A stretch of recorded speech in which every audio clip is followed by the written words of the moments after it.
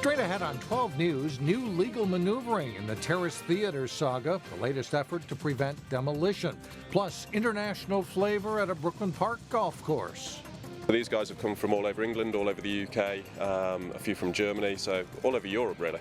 And later, why students and staff at a Plymouth elementary school are celebrating. 12 News starts right now.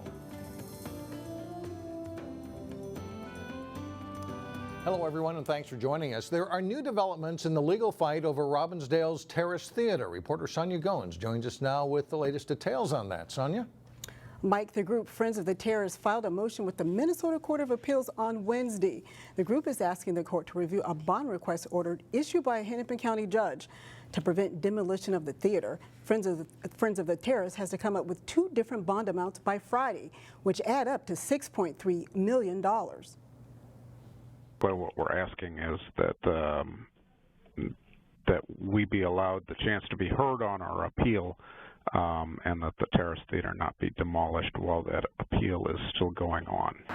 If the Court of Appeals agrees with Friends of the Terrace, they have a number of options. The court could order a lower bond. It could also speed up the appeal process. Meanwhile, on Thursday, a chain link fence was installed around the Terrace Theater site. City officials say the Terrace Theater area is fully prepared to be demolished if Friends of the Terrace can't make bond. We toured the site with the PCA and confirmed that all of the erosion controls in place are as required to be, and as well as reviewing plans if demolition were to continue. And today we learned Friends of the Terrace is getting some help with their efforts to save the theater. The Preservation Alliance of Minnesota is providing administrative assistance to the group and receiving donations, but they wouldn't say how much. And Mike, the Terrace Theater folks have until Friday at 4:30 p.m. to come up with their bond. All right, thank you very much, Sonia. A Plymouth man is charged with assault and burglary after a shooting at a Brooklyn Park home earlier this week. According to the criminal complaint, 23-year-old Joshua Tennell showed up at a home on Brunswick Avenue in Brooklyn Park on Tuesday to buy marijuana. When a man answered the door, Tennell pulled out a gun. A short struggle ensued, and Tennell shot the man in the back. And the criminal complaint says a bullet still remains lodged in the man's chest. How should Minnesota fund improvements to transportation? Well, that's a question that candidates for State House and Senate addressed Wednesday night at a forum sponsored by the North Hennepin Area Chamber of Commerce and the League of Women Voters. In one Senate race, DFL incumbent John Hoffman says all options should be on the table. His opponent, Brooklyn Park Mayor Jeff Lundy, says the legislature's failure to pass a bonding bill has turned a 10-year problem into a 12-year problem. I think first and foremost, we pass a bonding bill, and if people don't get everything they want, that is okay, because the art of working together is that you're not going to get everything you want. But to get nothing, I know this much, the people of Minnesota got nothing. When we look at federal funding for projects in Minnesota, we must maximize that opportunity, because sending federal tax dollars, the money that you put in through paying your taxes, sending federal tax dollars to other states is not okay. You're competing against those other states, and leaving that money on the table is just plain stupid. Now, that statement from Hoffman is a veiled reference to the Southwest Light Rail line that remains a key sticking point on state legislative funding agreements. Lundy, meanwhile, says he would not favor any increase to the gasoline tax, which he says would hurt seniors on fixed incomes. You can see the Brooklyn Park Candidate Forum in its entirety and hear from City Council candidates as well as candidates for local House and Senate seats. The forum replays on Channel 12 or HD Channel 799 this Saturday at 1 p.m., Sunday at 7 a.m., and next Wednesday, that's October 5th, at 10 p.m. The Ryder Cup begins Friday, and thousands of fans are in the Twin Cities for this international event. Many of them are playing and staying in the Northwest metro area. As Eric Nelson found out, Edinburgh, USA in Brooklyn Park has become a popular spot for some international visitors. They came from across the pond, from the United Kingdom and parts of Europe, just to watch and play golf. In total, there's maybe 50 or 60 guys playing, and then everyone heading over to Hazeltine tomorrow. These Ryder Cup fanatics flocked to Edinburgh, USA today. So far, so good. And were impressed with the course. I've loved it so far. It's a gorgeous full day here. The weather's great so far. I'm looking forward to it. Haven't quite enjoyed the traffic on the freeway this morning. It's lovely and spread out. Nothing's compact like in the UK. From what we've seen of it so far, it's absolutely gorgeous. From tee to fairway to green, the golfers were having fun. One sec. That's lovely. Except for the occasional hook shot. Unfortunately, mine was a shocking shot, but we'll enjoy the day. Some quickly adapted to their Minnesota surroundings. I heard that the Vikings are a really good team. But they did not hide their allegiance for Team Europe, which has dominated in recent Ryder Cup play. It's huge. I think particularly given the fact that we've won it for the last 3 times on the bounce and kind of 6 out of the last 7. So yeah, we're used to the winning feeling. Ironically, golfers from the UK are in a bit of a conundrum. Thanks to Brexit, their European connection has been severed. It seems a bit odd because we're supporting Europe and yet we're not in Europe. The Ryder Cup bounce is real here at Edinburgh, USA. A year ago, this course was only half full. Today through Sunday, it is booked 100%. That could mean as much as $50,000 extra into the Edinburgh coffers. You know, it's a boon for the whole city, but for local golf courses, it really is a nice little thing for this time of year. It puts a bit of a spotlight on tourism. In Brooklyn Park, I'm Eric Nelson, Channel 12 News. And according to Don Barry there, the director of golf at Edinburgh, USA, the course is seeing numbers that they usually see in the summer. In Plymouth, there are safety concerns over pedestrians trying to access the new Fresh Time grocery store. It can be difficult for seniors who live across Vicksburg Lane to get to the store. There's a stoplight at 32nd Avenue, but no crosswalk for pedestrians, also a lack of nearby trails and sidewalks. The city is planning to do a feasibility study after a council member pointed out the issue. I think that the safety issues that are apparent when you don't have sufficient pedestrian access to that site warrant us to give it some consideration to trying to find a solution to that problem now before that problem gets worse. Engineers plan to look into solving that problem along with studying several other crossing points along Highway 55. Well, still ahead, we head to West Lutheran High School to meet this week's standout student. And later in sports, Park Center takes on the Robbinsdale Robins in an early season adapted soccer battle. But first, more nice, comfortable weather on Friday.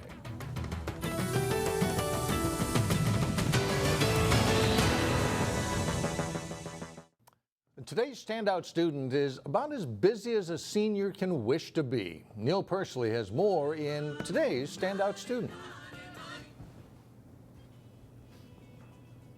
Third set is close. Miranda Wahlberg, quick kill in the middle for West, tying the score at 23.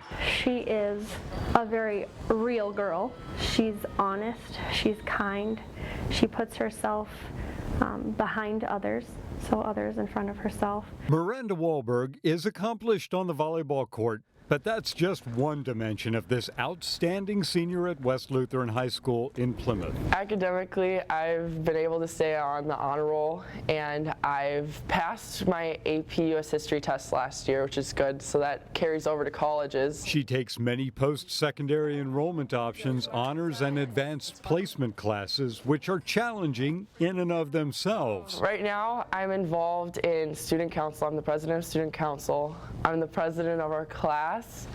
I'm also in volleyball right now. Which is where West Lutheran instructor and coach Amanda Carlson has the opportunity to observe this serious competitor. She works very, very hard at everything she does. She's a good leader. She's a good team player. And she has a bit of family history going on at West Lutheran. My mom went here.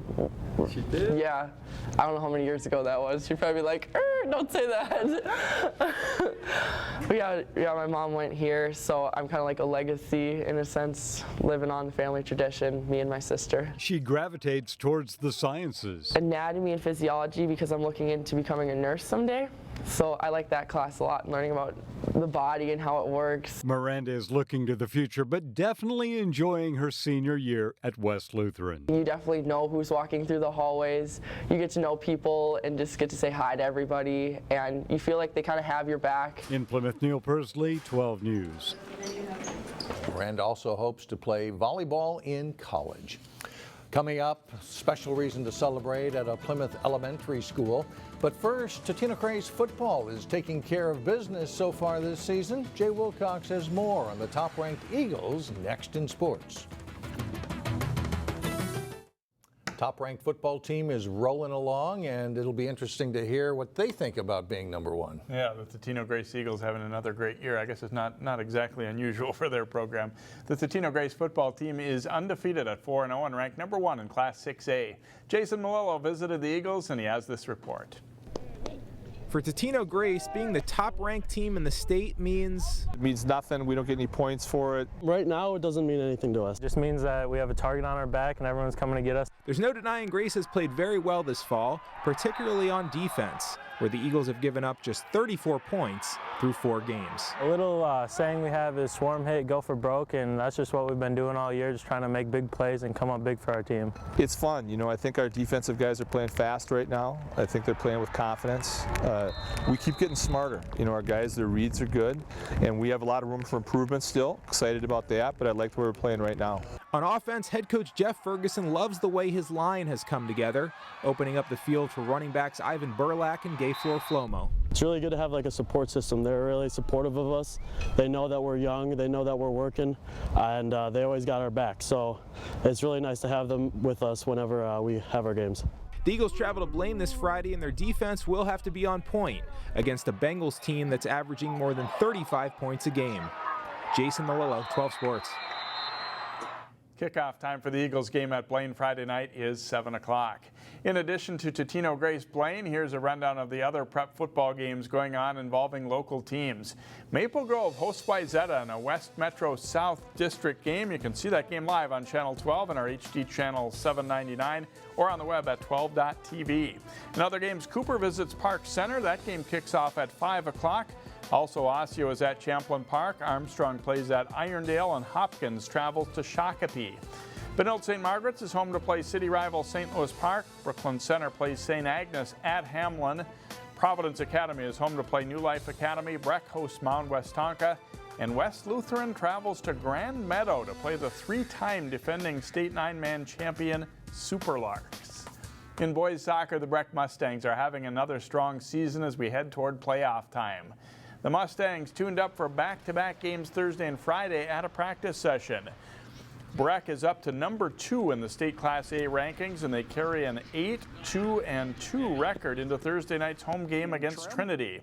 That's after a state runner-up finish last fall. They've been tested against some clubs and for the most part have been able to answer the challenge. Yeah, I'm very proud of the team. We're playing really well, and I'm excited for what's to come next. I think we're just going to work on teamwork, especially just getting good chemistry and going into the game humbled and always working hard. I think it's been a pretty good season. I think that we really came together in this last game this past weekend against Rochester Lourdes. I thought that although we have been playing pretty well, the guys really started to get things figured out. It was a fun game to be involved in, playoff type atmosphere, and I think we really took a step. The Mustangs face a couple of potentially tough road games yet as they play at Fridley Friday and then at Maple Grove next Saturday, October 8th.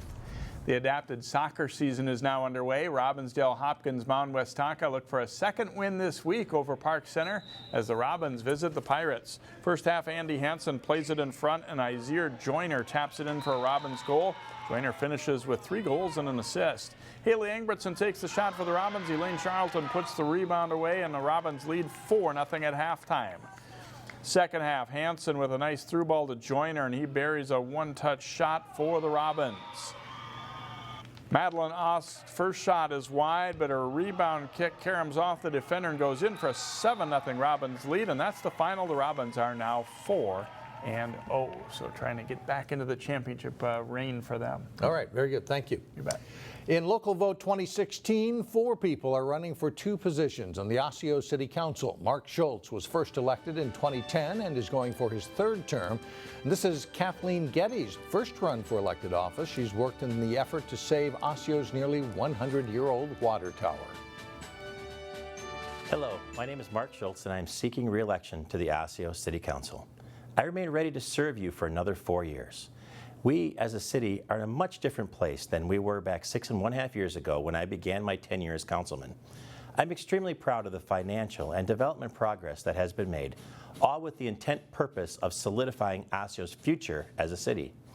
I am in support of our local police and fire, and I believe that they are the linchpin to keeping our families safe and to maintaining the integrity of Osseo's unique community.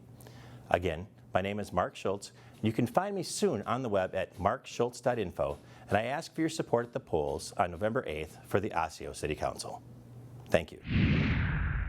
Hi, I'm Kathleen Gette. Some may recognize me from my work to save Osseo's historic water tower. I'm proud to report our landmark water tower will soon be listed in the National Register of Historic Places at 0 cost to the city. I'm running for Osseo City Council because I believe the primary duty of the council is to represent Osseo residents. I'll serve residents and businesses with improved communication and coordinated volunteerism. Two-way interactive communication will reach and inform all residents. Surveys and analytics will deliver feedback from residents to the council. Through accurate, transparent communication and coordinated volunteerism, we all can contribute to Osseo's future, support goals, and build community. Vote for me, Kathleen Gette, for Osseo City Council. Thank you. And on Friday, 2 more candidates running for Osseo City Council. Up next, a top national honor for Plymouth Elementary School. We'll be right back.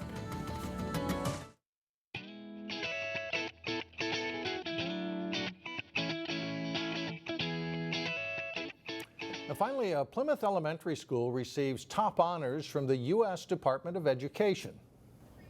And as soon as I finish the announcement, letting the whole school know, I step out and there's this roar around the building. The spirits are high after Birchview Elementary got the news that it was named a National Blue Ribbon School. It's one of the highest honors a public or private school can receive. The honor is based on high academic performance and improvements in closing the achievement gap. To do that, Birchview focused on positive behavior and targeted intervention for the past 3 years. Third year doing PBIS. So that first year was a lot of shifting in how we think as a building, but I think that's paid off a lot because again, we're getting kids right what they need. You know, the social emotional piece we're hitting, the academic piece we're hitting, but it's our 3rd year on that, and it's paying off. Birchview is one of 5 schools in Minnesota to earn that blue ribbon recognition, and it also means a trip to Washington for the principal and the executive over there at Wayzata School. So they'll go to pick up the award next month. Always nice to be recognized for some good work. Absolutely. That'll do it. That's it for now. Thanks for joining us, everyone. We'll see you back here again Friday starting at 4 o'clock.